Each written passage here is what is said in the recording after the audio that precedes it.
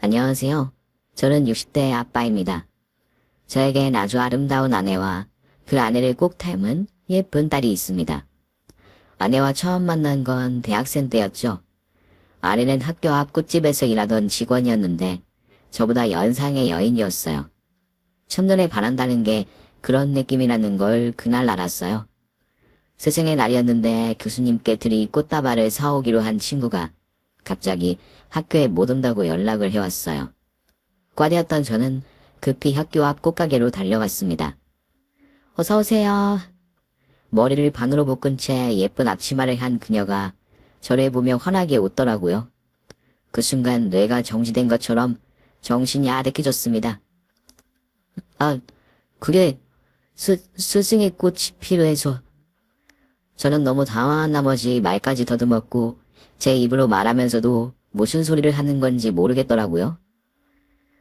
아, 스승의 날 꽃이 필요하시다는 거죠? 네. 그러나 그녀는 저의 개떡 같은 말을 찰떡같이 알아들어 주었습니다.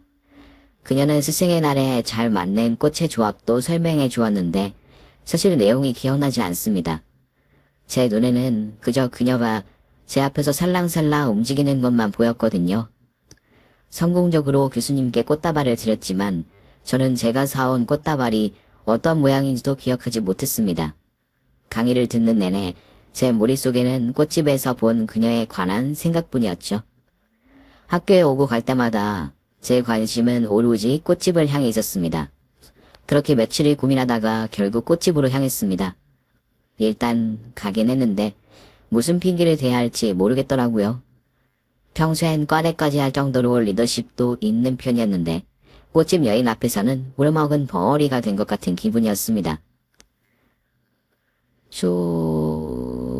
꽃 좀... 어머, 며칠 전에 오신 손님 맞죠? 저를 알아봐 주는데 티는 못 냈지만 마음은 하늘을 날아갈 것 같았습니다. 아, 혹시 로즈데이에 여자친구 줄 꽃다발 사시는 거예요? 저는 순간 머릿속이 새하얘지고 말았죠. 로즈데이라니. 전 그런 데이가 있다는 것도 몰랐습니다. 더더구나 여자친구에게 줄 꽃다발이라니. 제가 여자친구로 만들고 싶은 사람은 제 눈앞에 있었습니다. 예, 네. 그러나 제 입은 제 의지와 상관없이 그냥 그렇다고 해버렸고 꽃집의 그 여인은 지난번과 같은 미소를 지으며 꽃다발을 만들어주기 시작했습니다. 누군지 몰라도 받으면 정말 좋겠다. 저는 늘 꽃집에서 만들어주는 일만 했지 이렇게 예쁜 꽃다발은 받아본 적은 없거든요. 아, 이렇게 말하면 너무 제 자랑인가요? 솔직히 예쁘지 않아요?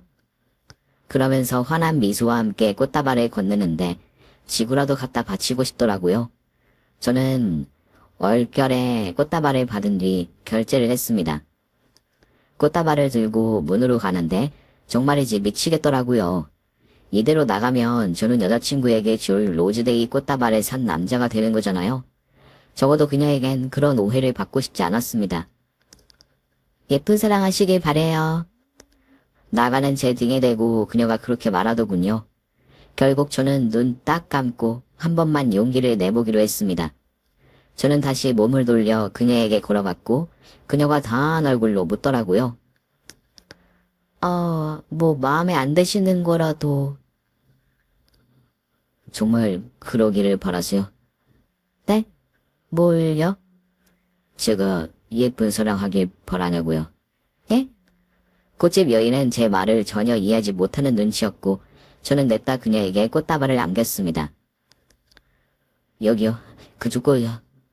그녀는 제가 안겨준 꽃다발과 저를 얼떨떨한 얼굴로 번갈아 봤습니다. 그러니까 예쁜 사랑의 우리. 그러나 그녀는 대답이 없었고 그 시간이 얼마나 길게 느껴졌는지 모릅니다. 그녀는 당황한 얼굴로 저에게 꽃다발을 돌려줬어요. 고맙긴 한데 너무 갑작스러워서. 저는 그녀의 대답에 혼란을 느꼈습니다. 일단 남자친구가 있다든가 하는 말은 아니어서 좋긴 한데 어쨌든 거절은 거절인 거잖아요.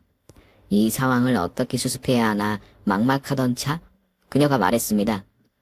아니, 이렇게 무턱대고 고백을 하면 어떡해요.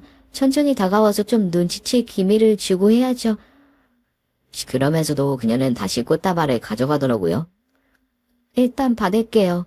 당장 사귀자는 건 아니고 이름도 나이도 모르잖아요. 그날 그녀의 이름과 나이를 알게 됐습니다. 저보다 3살이 많은 그녀는 이름도 아름다웠습니다. 그럼에도 꽃을 주는데 성공한 제 마음은 희망으로 부풀어 올랐습니다. 그때부터 저는 자주 꽃집을 기웃거렸고 그녀와 데이트를 잡는데 성공했습니다. 3번째 데이트하던 날 그녀가 저에게 말했어요. 우리 사귈래? 뭐야, 내가 먼저 고백했었잖아. 그땐 내가 거절한 거고 이 말엔 내가 고백하는 거야. 뭐, 거절이 아니라 이위 아니었어? 하여튼 남자들은 자기가 거절당해놓고도 거절당한지를 모르더라. 아무튼 중요한 건 지금 내가 너한테 고백했다는 거 아니야? 벌써 내가 시시해졌어? 넙죽 받을 줄 알았는데 안 받네. 무슨 소리야. 갑자기 고백을 오니까 당황해서 그렇지. 그래도 고백은 내가 하고 싶었는데. 안 받으면 회수한다. 너무 좋아. 우리 이제 오늘부터 1일이야. 맞지? 그렇게 전 그녀와 사귀게 되었고 대학 졸업 후 바로 취업을 했습니다. 저의 꿈은 하나였어요. 나 취업 성공. 수고 많았어. 진짜 축하해. 우리 결혼하자. 그때도 그녀는 또 한 번 당황하더라고요. 너는 매번 이렇게 고백을 막무가내로 하더라. 내가 또 뭐 잘못했어? 아니, 프로포즈를 이렇게 하는 남자가 어딨어. 알았어. 아니, 나는 일단 허락부터 받고 제대로 하라고 했지. 프로포즈의 생명은 서프라이즈 아니야? 이미 결과를 다 알고 하는 서프라이즈가 어딨어. 저는 결국 친구들과 머리를 맞대고 근사한 프로포즈에 대해 연구했고 겨우 프로포즈를 통과했습니다. 그때까지 제가 치른 모든 시험보다 떨리고 어려운 합격이었죠. 드디어 꿈에 그리던 아내와의 결혼에 성공한 뒤 우리 사이엔 예쁜 딸이 생겼습니다. 저는 아무리 딸이 생겨도 제 아내가 1순위일 거라고 생각했거든요. 그런데 막상 아내를 똑 닮은 딸을 만나자 딸이 1순위가 됐습니다. 당신 요즘은 나보다 우리 딸을 더 예뻐하는 것 같아. 무슨 소리야. 우리 딸은 내 인생의 1순위지. 뭐? 원래 내가 1순위였잖아. 당신 진짜 1억이야? 어쩔 수 없어. 당신이 밀렸어. 와, 나 진짜 서운해. 이건 배신이야. 당신은 이제 영순이야. 뭐? 딸이 2순위, 당신은 영순위. 아내는 제 말에 웃음을 터뜨렸고 그건 저의 진심이었습니다. 제 아내가 낳아준 내 딸이어서 더 소중했어요. 아내는 한강을 좋아해서 딸이 어릴 때부터 저와 셋이 한강 나들이를 좋아했어요. 그날 저녁에도 날이 따뜻하다고 하기에 한강에서 바람도 쐬고 간단하게 치킨을 시켜 먹을 생각이었습니다. 그런데 갑자기 아내에게서 연락이 온 거예요. 여보, 나 침장에 좀 다녀올게. 지금? 왜? 혹시 장모님이 더 안 좋아지셨대? 그점 장모님이 건강이 많이 안 좋으셨거든요. 혹시 많이 안 좋아지신 거면 저도 급히 반차를 쓰고 따라갈 생각으로 물었습니다. 아니, 그런 건 아닌데 엄마가 몸이 약해지니까 손녀가 보고 싶나 봐. 오늘 갔다가 상황 봐서 내일 버스 타고 올게. 아니야, 내가 휴가 내서 오늘 저녁에 갈게. 아유, 당신 피곤한데 그럴 거 없어. 엄마도 진짜 괜찮대. 나도 오랜만에 친정에서 엄마랑 얘기들 하고 좀 쉬다 올게. 저는 모든 아내와 함께하자는 주의였지만 아프신 장모님과 오붓하고 있고 싶은 아내의 마음을 이해하기로 했어요. 그날 저녁 아내와 딸이 없는 집에 돌아왔는데 어찌나 허전하던지 당장이라도 연출을 내고 아내가 있는 곳으로 달려가고 싶더라고요. 다음날 저는 오전 내내 신이 나 있었습니다. 아내가 오후에 버스를 타고 돌아온다고 하더라고요. 저는 서프라이즈를 해줄 생각으로 조퇴를 썼어요. 아내 몰래 버스터미널로 마중을 갈 생각이었거든요. 동료들과 점심을 먹는데 식당 TV에서 뉴스가 나오더라고요. 어머, 고속도로에서 버스가 전복됐나봐요. 대단하죠. 이게 웬일이래. 저도 동료들을 따라 뉴스를 봤죠. 그런데 그 버스가 아내의 고향에서 서울로 오고 있던 고속버스더라고요. 갑자기 심장이 빠르게 뛰기 시작했고 설마 그럴 리가 없다고 생각하면서도 초조해지기 시작했습니다. 조금 뒤 사상자의 이름이 뉴스에 실시간으로 뜨기 시작했습니다. 주변에 말도 못한 채 뉴스에만 정신이 팔려 있었습니다. 아내와 계속 연락이 닿지 않았거든요. 그러다 수상자가 또 나왔다는 뉴스의 화면을 봤을 때 제 아내 이름이 명단에 뜨더라고요. 저는 그 길로 세상자들이 이송된다는 병원 응급실로 달려왔습니다. 울음과 비명으로 목세통을 이루고 있던 응급실 안. 갑자기 주변의 모든 소리가 음소거되더니 저 멀리서 울고 있는 한 아기의 울음소리만 들리더라고요. 저는 그 소리를 따라 달려왔고 그곳에서 얼굴에 가벼운 타박상을 입은 제 딸을 발견했습니다. 구급대원이 저를 보더니 보호자냐고 묻더라고요. 제가 아빠예요. 아기 어머니께서 아이를 필사적으로 보호한 것 같아요. 저는 딸을 품에 안은 채 제 아내가 맞습니다. 그렇게 전 아내를 잃었어요. 그러나 품에 안은 딸은 세상 모르고 해맑게 저를 보며 웃더라고요. 저는 살아야만 했습니다. 아내와 똑 닮은 예쁜 딸을 잘 키우고 싶었어요. 그래서 아내에게 나중에 칭찬받겠다는 게 제 인생의 유일한 목적이었습니다. 딸은 저라면서 더 아내를 닮아갔어요. 정말 눈에 넣어도 안 아픈다는 게 이런 거구나 싶을 정도였죠. 딸을 홀로 키우면서부터 저는 사업을 시작했습니다. 아이를 돌볼 자유로운 시간이 필요하기도 했고 원래부터 사업이 꿈이기도 했고요. 다행히 사업도 잘 되어 딸을 넉넉한 환경에서 잘 키울 수 있었습니다. 딸은 건강하게 잘 자라 성인이 됐고 어느 날 결혼을 하겠다며 신랑감을 데리고 오더라고요. 저는 보기도 전부터 결사 반대의 심정이었죠. 부모님은 뭐 하시나? 부모님은 식당을 운영하고 계십니다. 저는 공무원이고요. 알고 보니 서던집은 단순한 식당이 아니라 전국에 프랜차이즈까지 있는 대형 식당을 운영하고 있었어요. 아버님 보시기엔 제가 많이 부족하겠지만 평생 고든이처럼 떠벌대고 살겠습니다. 처음엔 허락해줄 마음도 없었는데 의외로 듬직하고 밥벌이도 잘하는 사윗감이 마음에 들었습니다. 딸에게도 든든한 자기 팬이 한 명 더 있으면 좋을 것 같기도 했고요. 내가 두고 볼 거야. 우리 딸한테 얼마나 잘하는지. 예, 심화시키지 않겠습니다. 딸이 신랑감을 똑똑하게 잘 골랐다 싶었어요. 씩씩하고 책임감도 있어 보여서 안심이 되더라고요. 그래도 딸 시집 보내는 아빠의 마음이 마냥 편할 수야 있겠어요.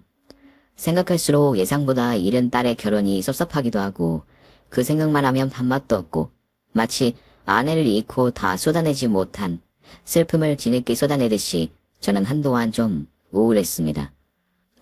결혼식 전날 딸이 저를 위로하더라고요. 아빠, 나는 늘 아빠를 자유롭게 해주고 싶었던 것 같아. 그게 무슨 소리야? 아빠가 언제는 안 자유로웠어? 늘 나를 위해서 살았잖아. 가끔 술에 취해서 오면 나중에 엄마한테 안 혼나려면 우리 딸을 잘 키워야 한다고. 그러면서 늘 과제처럼 날 키웠잖아. 무슨 소리야, 과제라니. 아빠는 그냥 엄마와 세상을 떠난 뒤로 널 키우는 힘으로 견딘 것 같아. 네가 날 견디게 한 힘이었던 거지. 알아. 그만큼 날 사랑해준 거 고마워 아빠. 이제 내 걱정은 그만하고 아빠도 좀 더 행복해졌으면 좋겠어. 아빠는 이미 행복해. 아빠는 사랑도 많으면서 왜 연애도 안 했어? 한 번도 못 본 것 같아. 굳이 하고 싶지 않았으니까. 내 인생의 여자는 네 엄마 하나면 돼. 딸과 그런 대화를 하고 있자니 딸이 정말 다 큰 것 같더라고요. 딸의 결혼식 날 저는 혼주석 제 옆자리에 예쁘고 화려한 꽃다발을 세워두었습니다. 아내가 늘 만들었고 세상에서 가장 좋아했던 꽃다발을 선물로 주고 싶었거든요. 당신이 낳은 딸의 결혼식이라고 축하한다고요. 딸의 아름다운 결혼식이 끝나고 처음엔 연락도 자주 하던 아이가 언젠가부터 연락이 뜸해졌습니다.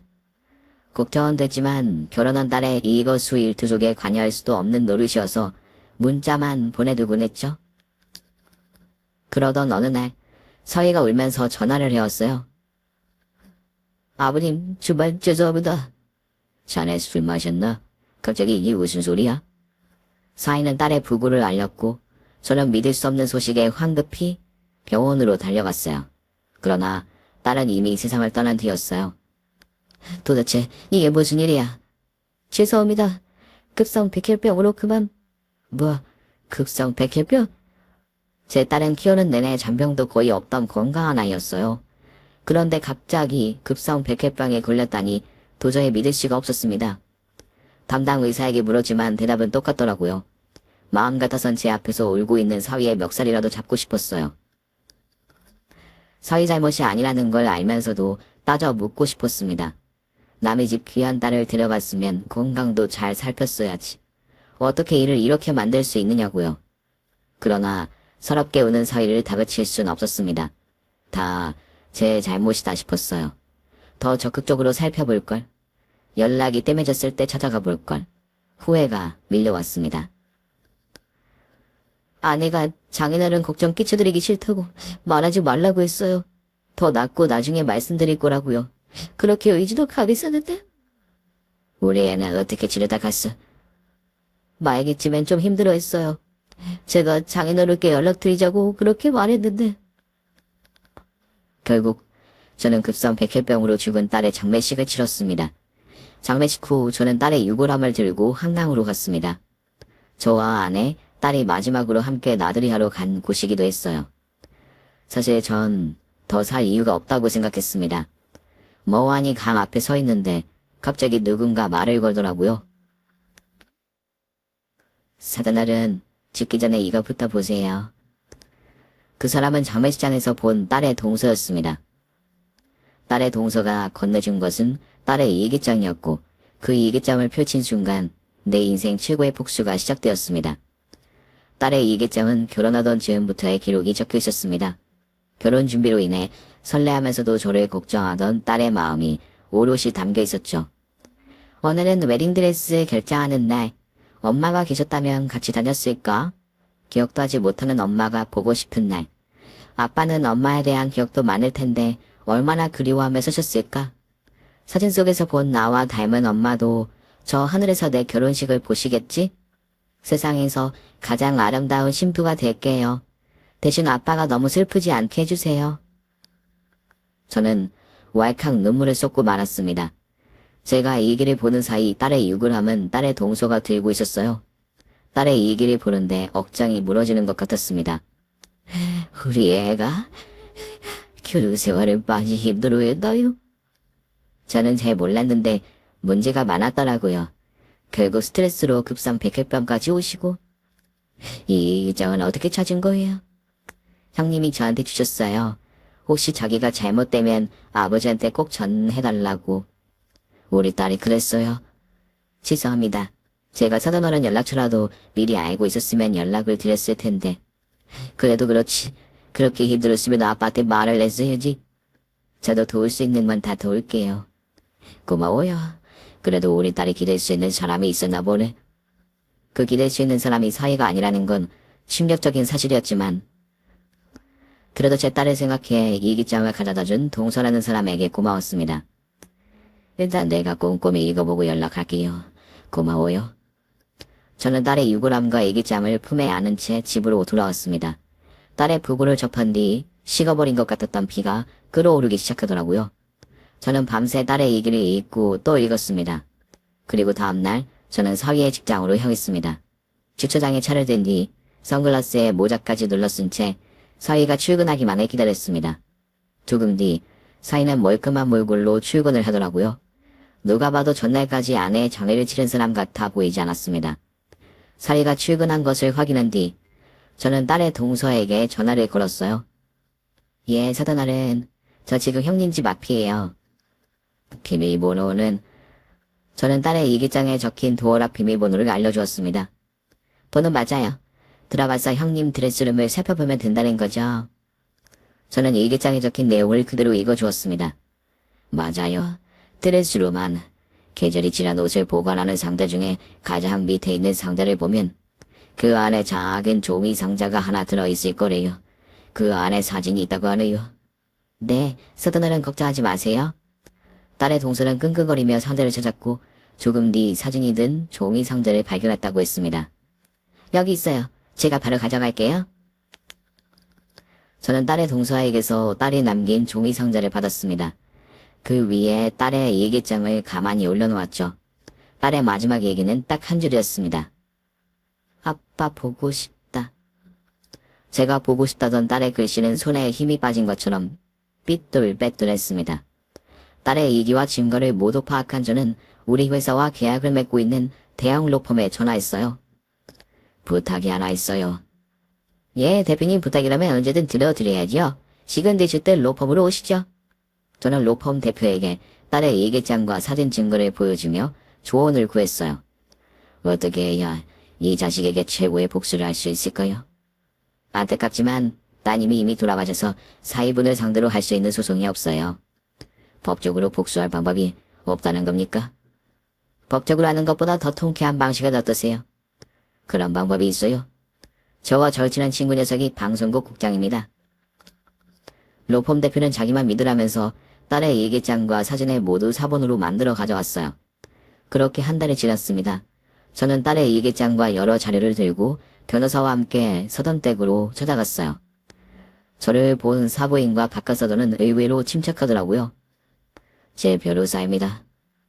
사던, 이제와 이라는 게 무슨 소용이 있습니까? 이미 지난 2년 서로 잊고 새 출발하는 게 최고지요. 그러기요. 저도 제 딸이 살아있어서 새 출발만 할 수 있었어도 이렇게까지 사돈 댁과 다시 보고 싶지 않았을 겁니다. 저는 변호사에게 눈짓했고 변호사가 딸의 일기장과 사진이 든 종이 상자를 보여주었습니다. 사부인도 바깥사돈도 크게 놀라지 않더라고요. 사돈, 부부 사이의 일을 우리가 어떻게 알겠어요? 아무리 제 속으로 낳은 자식이라지만 저도 제 아들 속을 모르겠어요. 그리고 일기장이야 자기 마음대로 쓰는 건데 무슨 효력이 있다고 이러십니까? 효력이 있습니다. 증거도 충분히 있고요. 그래서 이제와 죽은 애가 무덤 파고 나와서 상간녀 소송이라도 하겠답니까? 그래서 하나도 두렵지 않다 이거지요. 아니, 놓을 자리를 보고 다리를 뻗으셔야지. 정 속이 상하시면 저희가 위로금은 좀 드릴 수 있어요. 그렇게 합의하시죠? 사부인은 제가 딸의 일기장을 내밀었는데도 거들떠보지도 않더라고요. 그의 일기장 안에는 남편의 외도 사실뿐 아니라 시어머니에게 당한 고통과 증거가 담겨 있습니다. 사부인은 그제야 당황한 듯 일기장을 황급히 넘겨보더라고요. 아니, 내 아들이 바람핀 건 그렇다 치고 내가 뭘 어쨌다고. 그리고 막말로 우리가 뭘 했든 이미 죽고 없는 사람 말만 듣고 법인으로 몰아세운다고? 피해자는 돌아가셨지만 상해가 사실이라면 그에 대한 합당한 처벌이 가능합니다. 또한 상해가 피해자의 죽음의 원인이라고 인정이 된다면 그 처벌의 수위 또한 높아질 수 있고요. 이 사람들이 무슨 소리를 하는 거야? 당신들 나가요. 진짜 남의 영업장 와서 재수없는 소리들만 하고 있어. 저는 아랑곳하지 않고 식당 안에 있는 TV 채널을 돌렸습니다. 저녁 시간이었고 식당 안엔 손님들이 바글바글했어요. 마침 그 프로그램이 방송되고 있더라고요. 스크린 속 저는 모자이크 처리 없이 카메라를 보고 앉아 있었습니다. 정말 신상을 공개하셔도 괜찮으시겠습니까? 진실을 밝힐 수만 있다면 뭐든 할 생각입니다. 그럼 인터뷰 진행하겠습니다. 딸미 갑자기 세상을 떠나셨다고 들었습니다. 급성 백혈병이었다고요? 예. 제 딸은 큰 프랜차이즈 식당을 운영하는 집 아들이랑 결혼했는데 사위는 공무원이었어요. 착실하고 책임감이 많아 보여서 마음에 들었는데 어느 날 갑자기 딸이 세상을 떠났습니다. 그리고 딸의 유언과 같은 일기장이 저에게 왔죠. 저는 그 일기장을 카메라를 향해 들어 보였습니다. 이거예요. 딸이 죽어가면서 저에게 남긴 것입니다. 어떤 내용이 들어있나요? 사위의 외도와 시어머니가 저지른 반이윤적인 행위에 관한 내용과 증거가 들어있습니다. 저는 다큐멘터리를 통해 딸의 얘기를 하나씩 꺼내놓았습니다. 저는 딸의 지인에게서 딸이 저에게 잠겼다는 이 일기장과 사진 증거를 입수했습니다. 딸의 동서가 찾아온 종이 상자 속에는 사위가 모텔에서 웬 여자와 나오는 사진이 있었어요. 딸이 사위의 잦은 외박에 의문을 품기 시작한 건 결혼 후 2달이 채 안 돼서였고 사진은 몇 주 뒤에 찍힌 것이었죠. 남편의 외박이 잦아지고 있다. 결혼 직후엔 일주일에 1번 정도 지방에 다녀온다고 외박을 하더니 요즘엔 일주일에 3번도 외박한다. 시어머니께 남편이 결혼 전에도 이렇게 지방 출장이 잦았느냐고 물었다가 마녀자가 남편 하는 일에 왜 그렇게 관심이 많냐고 타박을 들었다. 다큐멘터리에선 AI로 복원한 제 딸의 목소리가 흘러나왔습니다. 딸의 목소리를 들은 사부인과 바깥서더니 흠칫 놀라더라고요. 그때부터 이미 딸의 의심은 시작됐고 얼마 후 첫 번째 증거를 잡은 것 같더라고요. 그 즈음 적힌 딸의 이 얘기를 보면 이런 내용이 있습니다. 남편이 또 갑자기 집안에 출장을 다녀오겠다고 한다. 더는 그의 말만 믿을 수는 없을 것 같다. 작정하고 몰래 뒤를 쫓아보기로 했다. 부디 나의 의심이 틀리기를 바란다. 그러나 제 딸이 찍은 이 사진은 그날 찍힌 것으로 사위에겐 상간녀가 있었습니다. 카메라는 사진을 확대했고 물론 사위와 상간녀의 얼굴은 모자이크가 됐습니다. 딸은 사위의 차를 따라 외곽의 모텔 앞에서 제발 남편의 외도가 사실이 아니기를 바랐습니다. 남편의 차는 서울 외곽의 모텔로 들어갔다. 더 확실한 증거를 잡기 위해선 내가 저 안으로 들어가야 한다는 걸 알지만 아직은 용기가 나지 않는다. 그러나 사위의 외도는 사실이었고 일기장에는 딸의 분노 또한 그대로 적혀 있었어요. 피가 거꾸로 쏟는다는 게 이런 기분일까? 마음 같아선 단단 차에서 내려 저 두 연놈의 머리채를 잡고 싶었다. 그런데 왜 따님은 이 사실을 아버님께 알리지 않은 걸까요? 혹은 주변 사람들에게 알릴 수도 있었을 텐데요. 딸의 얘기를 계속 보다 보니 그 이유 또한 알 수 있었습니다. 딸이 사위에게 외도 사진을 보여주면서 대화를 나눈 걸 그대로 옮겨 적은 내용이 있었어요. 화면 위로 딸과 사위의 대화가 시나리오처럼 뜨더라고요. 당신 이 여자 누구야? 당신 내 뒷조사했어? 이 여자 누구냐고. 일쪽으로 아는 사람이야. 일로 아는 사람을 왜 모텔에서 만나? 하여튼 모래에 둥그라곤 그런 생각밖에 없지. 요즘 모텔은 당신이 생각하는 그런 곳이 아니야. 업무상 만날 곳이 마땅하지 않을 때도 가는 곳이지. 그 주변에 모텔 달고 비즈니스 미팅 장소도 많던데 어느 공무원이 모텔에서 비즈니스 미팅을 해? 설마 당신 직접 찍은 거야? 그래. 하도 외박이 잦길래 이사해서 따라갔다. 난 당신 와이프야. 내가 그 정도도 못해? 이건 사생활 침해지. 뭐? 사생활 침해. 그래. 아무리 부부라고 해도 자기 일이 있고 엄연히 자기 영역이 있는 건데 왜 쫓아서 사리를 찍고 난리야? 당신 완전 아나무인이구나. 야, 너 좀 배웠다고 자꾸 어려운 말 쓰는데 쉽게 말해. 궁금하면 네가 쳐줘봐. 딸의 얘기 속엔 그날의 부부싸움이 얼마나 격렬했는지가 생생히 묘사돼 있었습니다. 분위기가 험악해지자 사리가 딸에게 손찌검까지 하려고 했다는 내용도 적혀 있었죠. 남편에게 말을 했지만 사과도 진실도 듣지 못한 거군요. 예, 그랬던 것 같아요. 그래서 증거를 가지고 시댁에도 찾아갔더라고요. 그날 딸이 사부인과 나눈 대화도 일기장에 적혀 있었습니다. 화면이 바뀌면서 또다시 딸과 사부인의 대화가 시나리오로 보였습니다. 어머니, 이 사진 좀 보세요. 아니, 이게 뭐냐? 어머님 아들인 거 아시겠죠? 뭐? 얘가 내 아들이라고? 얘가 무슨 소리를 하는 거야? 우리 아들이 왜 이 새벽에 다른 여자랑 모텔에서 나오겠니? 너랑 같이 있었을 거 아니야? 어머니 제가 여러 번 여쭤봤잖아요. 원래도 이 사람 이렇게 지방에 출장이 잦았냐고. 근데 어머니는 모르겠다고만 하시고 이 사람은 일 있다고 계속 외박하고 그러니 제가 직접 가서 찍어온 거잖아요. 예, 너도 좀 과하다. 남편이 바깥이라면 외박도 좀 할 수 있는 거지 굳이 쫓아가서 사진까지 찍어와? 사람 년이 그렇게 칼로 물 베듯이 딱 끊어지는 게 아니잖아. 그게 무슨 말씀이세요? 아니, 너도 그 정도는 알았을 거 아니야. 우리 아들이 몇 년 만난 여자애가 있었어. 친정이 지질이 가난해서 우리가 반대를 좀 했지. 그랬더니 너랑 결혼하겠다고 하더라고. 딱 보니까 그 여자애 맞네. 그냥 네 남편이 정이 많아서 그래. 그냥 한 번만 눈 감아줘. 네가 한 번 용서해주면 걔도 다시 마음을 잡을 거야. 화면 속으로 딸의 얘기를 다시 보는데 다시 봐도 마음이 착잡하더라고요. 저건 그러니까 사위분에게 따님과 결혼 전부터 만난 연인이 있었다는 뜻일까요? 그런 것 같더라고요. 이후 딸이 사위의 졸업 앨범부터 SNS까지 찾아보며 상간녀와의 흔적을 찾아낸 것 같아요. 시어머니의 말이 맞았다. 그 여자는 남편의 고등학교 동창. SNS를 살펴보니 추소 10년을 사귀던 사이. 난 이제 어떻게 하지? 이 사람 하나 믿고 아빠를 떠나 결혼까지 결심했는데 이제와 아빠를 실망시키고 싶지 않다. 아, 이제야 따님이 왜 아버님께도 사실을 털어놓지 못했는지 알 것 같네요. 실망 좀 시키면 어때요? 부모인데 그냥 아빠한테 왔어야지. 그때 바로 왔어야지. 제가 봐도 따님은 시댁에서 의지할 곳이 없었던 것 같습니다. 예, 그래서 그랬는지 이후로는 사위에게도 시댁에도 말하지 않고 증거만 열심히 모은 것 같더라고요. 그 증거가 바로 이 종이상자 안에 다 들어있는 겁니다. 그런데 여기서 의문이 좀 듭니다. 사실 불륜 이야기는 굉장히 사적인 영역이잖아요. 이런 이야기를 공개적으로 하시는 이유가 뭘까요? 단지 복수가 하고 싶으신 겁니까? 제 딸이 단지 불륜을 겪었다고 말하는 게 아닙니다. 제 딸은 스트레스로 인해 급성 백혈병에 걸렸어요. 그 스트레스의 원인에는 사위의 불륜뿐 아니라 시어머니의 악행도 포함됩니다. 아까 말씀하신 시어머니의 반인륜적인 행위를 말씀하시는 걸까요? 예, 그렇습니다. 딸이 어디에 털어놓지도 못하고 혼자 속을 썩인 탓인지 몸이 많이 안 좋았나 봐요. 그래서 휴직을 했더니 시댁에서 와서 식당 일을 하라고 계속 부른다는 내용이 얘기에 적혀 있었어요. 바쁘시다는데 일을 안 도와드릴 수도 없고 휴직 전보다 몸이 더 좋지 않은 것 같다. 남편은 이제 아예 대놓고 일주일 내내 집에 들어오지 않는다. 시어머니께 또 남편에 대해 말했다가 손찌검을 당했다. 잠깐만요.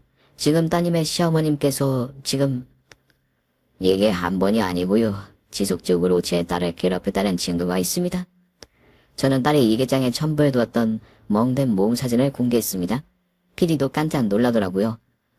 아니, 목부터 팔, 다리 어느 곳 하나 성한 곳이 없는데요? 이게 바로 우리 딸의 시어머니라는 작자가 한 일입니다. 같이 화면을 보고 있던 사부인이 자리에서 벌떡 일어나더라고요. 다들 뭘 그냥 보고 있어. 다자 TV 꺼. 사부인은 식당 종업원들을 향해 소리쳤지만 식당 손님들이 반대하더라고요. 왜 잘 보고 있는데 그러고 하는 거야? 잠깐만. 화면에 나오는 남자분 저분아냐? 식당 손님들도 그제야 저를 알아보더라고요. 식당 사장님한테 사부인이라고 했잖아. 그럼 설마 저 얘기 이 식당 얘기야? 순식간에 식당 안의 분위기가 어수선해졌고 사부인이 TV를 끌 수조차 없는 분위기가 됐습니다. 저는 다시 TV를 켰고 식당 안의 모든 사람이 다시 TV에 집중하기 시작했죠. 이 사실을 뒤늦게 아신 아버님의 마음이 얼마나 참혹했을지 알 것 같습니다. 따님이 결국 급성 백혈병 판정을 받으시고 입원하신 것도 모르셨단 건가요? 예, 딸이 끝까지 저한테는 말을 안 했어요. 하지만 따님이 겪으신 스트레스와 진단, 병명 간의 역학조사가 필요해 보입니다. 그렇죠. 곧 화면이 바뀌었고 PD가 딸의 담당 의사를 만나는 장면이 이어졌습니다. 급성 백혈병의 원인 중 극심한 스트레스가 분명히 존재합니다. 환자분의 자퇴 기록을 살펴보면 내원당 시 몸의 외상이 아주 많았고요. 스트레스 지수가 심각한 수준에 이르러 있었어요. 그 외에 다른 원인도 조사를 해봤지만 주치의였던 제 소견으로는 극심한 스트레스 외에 환자분에게 급성 백혈병을 일으킬 만한 요인은 없었습니다. 다큐멘터리가 방영되는 사이 저는 입원 당시 딸의 얘기를 다시 펼쳐보았습니다. 그대로 남편이라고 딸은 사위에게 가장 먼저 연락을 했더라고요. 남편에게 입원을 알리려고 전화했는데 통화가 연결되지 않는다. 마침 동서에게서 전화가 왔다. 형님, 요즘 안색이 안 좋아 보이시던데 괜찮으신 거죠? 동서의 질문에 왈칵 눈물을 쏟고 말았다. 자는 동서에게 입원 사실을 알렸고 30분도 안 돼 동서가 병원으로 달려와 주었다. 형님, 이게 무슨 일이에요? 급성 백혈병이라니요. 스트레스로 인해 면역력이 급 저하돼서 생긴 것 같대. 잘 치료받으면 괜찮을 거래. 아주버니는요? 내 전화는 안 받는데 동서가 한번 걸어봐 줄래? 잠시만요. 동서는 바로 남편에게 전화를 걸었고 이내 통화가 연결됐다. 아주버니, 형님이 급성 백혈병으로 입원하셨어요. 아니, 왜 형님 전화를 안 받으세요? 사위는 그제야 병원으로 왔더라고요. 아니, 그런 거면 회사로라도 연락을 하지. 설마 당신 나 차단했어? 아니, 당신이 하도 잔소리를 하니까. 그럼 내가 잔소리도 못해? 그 자리엔 딸의 동서도 있었고 더 싸우진 않았던 것 같더라고요. 이후부터 딸의 얘기는 간혹 적혀 있었습니다. 치료를 받느라 많이 힘들었던 것 같더라고요. 아빠한테 연락하지. 아빠가 널 지켰을 텐데. 저도 모르게 눈물이 나더라고요. 제가 울기 시작하자 식당 안의 손님들도 하나둘씩 눈물을 흘리기 시작했습니다. 사부인은 얼굴이 시뻘개진 채 손님들을 보며 소리쳤습니다. 대체 뭐들 하는 거야? 다들 나가요. 당신들한테는 우리 집 음식 안 봐라. 손님들은 어이가 없다는 듯 사부인과 바깥사돈에게 눈을 흘기며 식당을 나갔습니다. 그 중에는 대놓고 사돈들을 비난하는 사람들도 있었어요. 진짜 웃는 얼굴로 사람을 죽인 거 아냐? 이 식당 다시는 못 오겠다. SNS에 다 올릴 거야. 모든 손님이 빠져나간 뒤에도 저랑 변호사는 자리를 지키고 앉아 있었어요. 그랬더니 사부인이 불같이 화를 내더라고요. 도대체 뭐 하자는 거예요? 당장 안 나가요? 처벌은 각오하셔야 할 겁니다. 처벌은 무슨 처벌? 우리가 뭘 잘못했다고 이래. 어차피 방송에는 사돈 얼굴만 나갔잖아요. 그러나 방송에 나간 직후 식당에서 저와 사돈을 찍은 사진이 SNS에 퍼지기 시작했습니다. 한마디로 사돈들의 신상이 털린 거였죠. 사돈들의 신상이 알려지면서 사회의 신상 또한 빠르게 퍼져나갔습니다. 솔직히 말해 그 집 사람들이 신상이 알려진 게 뭐 그렇게 속이 시원하겠어요. 더 많은 사람에게 알려질수록 속만 갑갑했어요. 그런다고 제 딸이 살아 돌아오는 것도 아니고 먼저 간 우리 와이프 얼굴은 어떻게 보나 싶었죠. 하루에도 수십 통씩 위로 연락이 왔지만 단 한 통에도 답장하지 않았어요. 자식을 그렇게 보는 게 무슨 자랑이라고 감히 위로를 받겠어요. 그러던 어느 밤 사위가 술이 떡이 돼서는 저를 찾아온 겁니다. 아버네, 저한테 이러시면 안 되죠. 하도 시끄럽게 굴기에 문은 열어줬습니다. 사위는 현관 바닥에 주저앉아 저에게 삿대질까지 하더군요. 진짜 미치신 거예요? 제 얼굴에 떡질하시면 따님 얼굴에도 떡질하시는 거다. 이 말입니다. 실수니까 그만 가지. 이제 이렇게 사적으로 볼 일도 없는 사이잖아. 자, 이놈은 진짜 저 죽을 것 같아요. 저 회사 잘렸어요. 저한테 글쎄 좋은 말로 할 때 사표 쓰고 나가래요. 그게 낫긴 할 거야. 앞으로는 더한 것들이 터질 테니까. 예? 진짜 저한테 왜 이러시는 거예요? 제가 바람밖에 더 피웠어요? 아, 솔직히 말하면 그자가 먼저였어요. 상한 게 죄입니까? 회화과에서는 온갖 헛소리를 하는데 아무리 취했어도 사이의 죄는 제대로 알려주고 싶었습니다. 네 죄는 사랑하지도 않는 내 딸을 사랑하는 척 기만해서 내 딸과 결혼한 거. 그 자체가 죄야. 그래서 네 부모가 내 딸을 저지경으로 만들었을 때도 외면했고 끝내 내 딸을 외롭게 죽게 만든 거. 결국은 내 딸을 죽은 건 너야. 저는 현관에 주저앉아 시위 중인 사위를 발로 걷어차버렸고 사위는 엉덩이를 부여잡은 채 현관 밖으로 쫓겨났습니다. 문을 닫은 뒤 가쁜 숨을 내쉬는데 또다시 눈물이 나더라고요. 남의 집 귀할 딸 눈을 피눈물 흘리게 해놓고 뭐? 네가 잘못하게 겨우 바라비운 거 하나요? 딸이 너무 보고 싶더라고요. 살아있었어도 내가 저 사위 녀석을 걷어차는 걸 보여줬을 텐데. 그럼 우리 딸이 속이 좀 시원했을 텐데 싶었어요. 그때 로펌 대표에게서 문자가 도착했습니다. 대표님, 소장 접수했습니다. 이미 서선댁의 식당은 체인점까지 줄줄이 망해가는 분위기더라고요. 이런 사람들이 개발한 음식은 먹지 않겠다며 불매운동까지 일어나고 있었죠. 로펌 대표가 분위기를 보더니 어떻게 법적으로도 마무리하겠냐고 묻더라고요. 하고 싶은데 제가 너무 하는 걸까요? 로펌 대표는 저를 물끄러미 보더니 그러더군요. 지금 이제 막 3살 난 딸이 있습니다. 만약 제 딸이 커서 그런 일을 당하다가 세상을 떠났다면 저는 그 인간들을 씹어 먹어도 원이 안 풀릴 것 같아요. 근데 뭐가 너무요? 끝까지 하셔야죠. 저는 그저 의사를 여쭤본 겁니다. 저는 의뢰를 받아야 움직일 수 있으니까요. 결국 대표는 소장을 접수했다는 소식을 전해주었고 몇 달 뒤 재판 결과가 나왔습니다. 재판 결과 사부인의 상해죄가 인정되었고 이것이 딸의 죽음에 영향을 미쳤다는 것이 인정되었습니다. 그 결과 우리 측이 제시한 손해배상금 10억 전부가 인정됐더라고요. 재판이 끝나자 사부인이 제 바지가랑이를 붙잡고 매달렸습니다. 사돈, 우리 식당 망해서 지금 빚더미에 앉아있어요. 예정을 봐서라도 손해배상금 좀 깎아줘요. 왜 이러십니까? 우리가 사적으로 무슨 정이 있다고? 저는 바지의 모든 먼지를 털어내듯 사부인의 손을 털어냈고 사부인은 돌아서 내 등에 대고 고래고래 소리치더군요. 돈도 많은 인간이 도대체 손해배상금까지 받아서 뭘 하겠다고 이러는 건데? 이렇게까지 해놓고 당신은 잘 살 것 같아? 그 자리엔 이 이슈에 관심이 있는 많은 기자도 와 있었습니다. 제가 숨을 고르며 화를 참고 있자 옆에 있던 로펌 대표가 기자들을 보며 말하더라고요. 우리 대표님은 지금 사업이 더 번창하고 계시고 받은 손해배상금 10억은 전액 사회에 기부하실 겁니다. 대표의 말에 기자들이 우르르 우리에게 몰려들었지만 우리는 황급히 법원을 빠져나갔습니다. 이후 제가 손해배상금 전액을 사회에 기부한다는 기사가 퍼지면서 우리 회사의 소액 주주들이 대거 늘었습니다. 이런 대표가 있는 기업이야말로 돈을 벌어야 한다며 많은 분이 주식을 사준 덕분이었죠. 그렇게 몇 달 후 저는 회사 직원에게서 보고서를 하나 받았습니다. 말씀하신 식당이 이름은 체인점은 다 문을 닫았는데 본점은 이름을 바꿔서 운영 중이라고 합니다. 아무래도 시간이 지나서 이슈도 잠잠해졌고 사장으로 이름 올린 분들의 이름도 다르고요. 서동네 고깃집이 이름을 바꿔서 여전히 운영하고 있는데 운영이 꽤 잘 되고 있다고 하더라고요. 사장 이름을 보니 성은 그대로인데 이름이 바뀌어 있는 겁니다.